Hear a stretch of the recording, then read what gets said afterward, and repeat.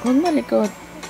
Magmula nang siya ibili ng cellphone ng kanyang mga magulang, naaya ng kanyang mga kaibigan para maglaro, ay lagi lang itong tumatanggi. Wala siyang ibang ginawa kundi tumutok sa cellphone. At sila ang nakakatakot na tunog ng bigla. May isang maliit na diwata na lumabas mula sa cellphone at ito ay si Sally. Lipad. Si Sally ang diwata ng inobasyon na Lipad? sa mga batang hindi marunong magpahalaga. Ba't madagbaganda? Tingnan mo. At nalulungkot si Gabriel sa mga nangyari. Ilang gabing palakad-lakad si Gabriel at umiiyak dahil sa gutom. Nagugutom. Gabi-gabi ay naghahanap siya ng masisilungan May upang gutom siya? makapagpahinga. Ba't wala na namin na?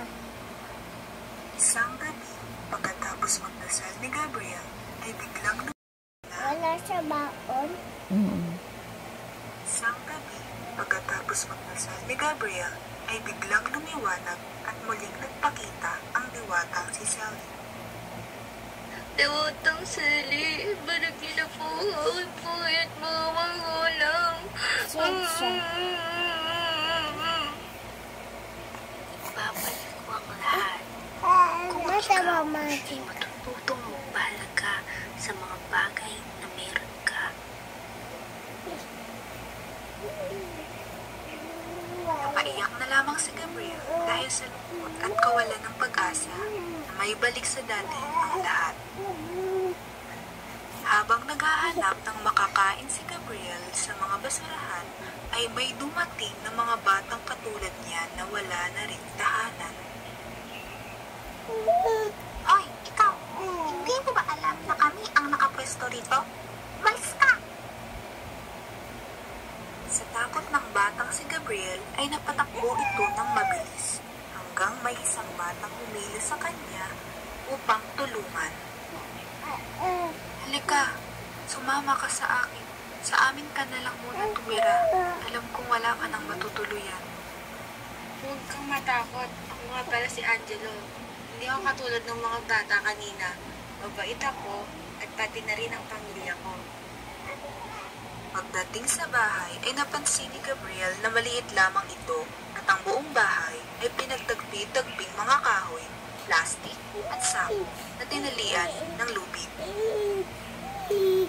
Makalipas ang ilang linggo, siya ay napakasaya dahil nakapag-aaral siya kasi mayroon silang pera.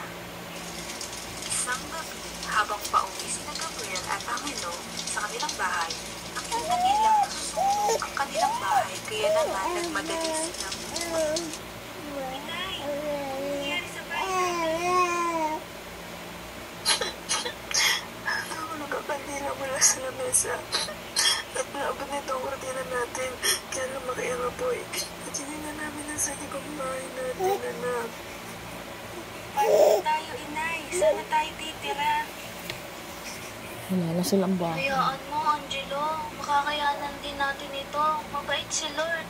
At magkakaroon muli kayo ng bahay.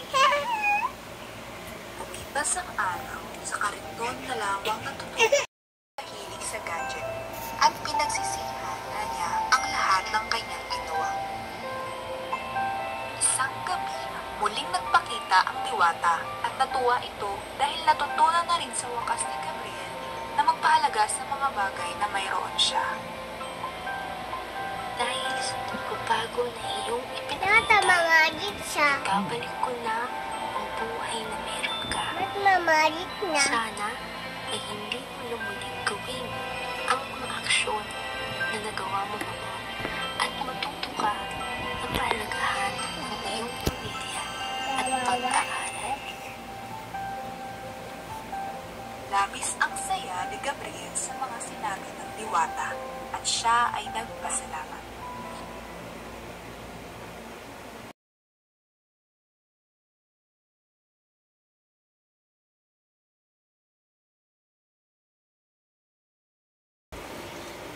Yan, very good. Iiyak ka, baby. Ba't away nanay tayo? Hindi ko alam. Sige na, tapat mo na. Happy dito? Dito? Happy. Wow.